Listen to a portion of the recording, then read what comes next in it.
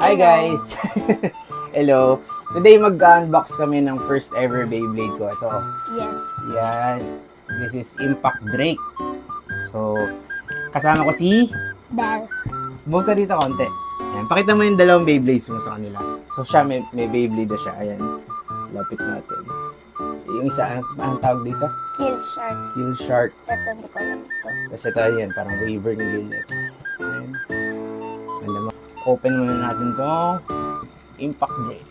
Ayan, ano tayo eh. Selfie cam, kaya baliktad.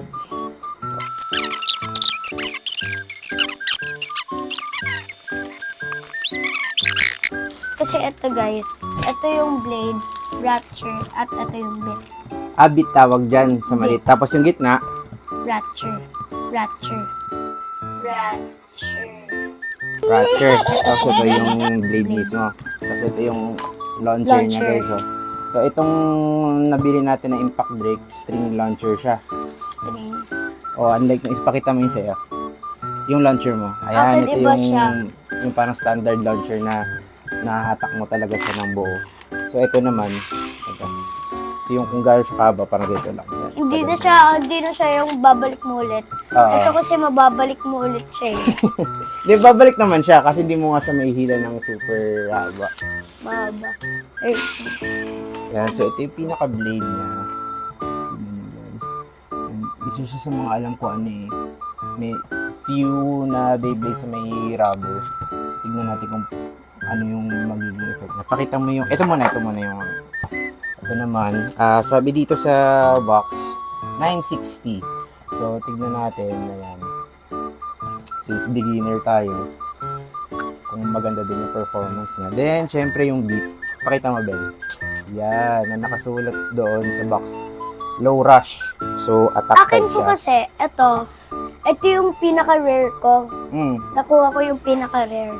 Ito kasi, yung iba ko po, hindi siya rare. Ito lang yung Yan mas yung rare. naka-random booster din? Yeah. Hindi mo alam kung ano yung makukuha. Okay. So, buuin na natin. Buuin natin siya guys.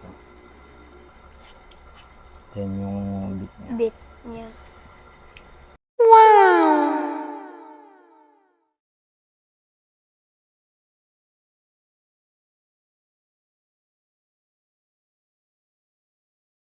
Three, two, go! Uy, tumalsik siya!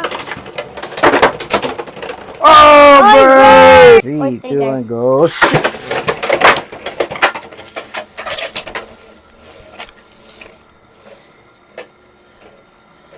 Ayaw magtamaan. Guys, ayaw matamaan ng green.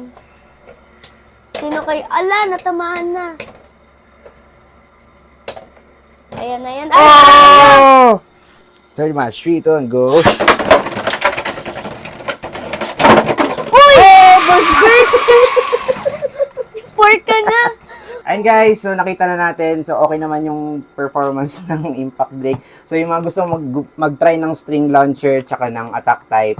So maganda yung Impact Drake, no. So sa mga kids, tsaka mga titos like me. So try nyo na. Ito nabili ko online eh. So try nyo din sa mga local stores natin kung meron. So see you again sa susunod na unboxing natin. Abangan nyo.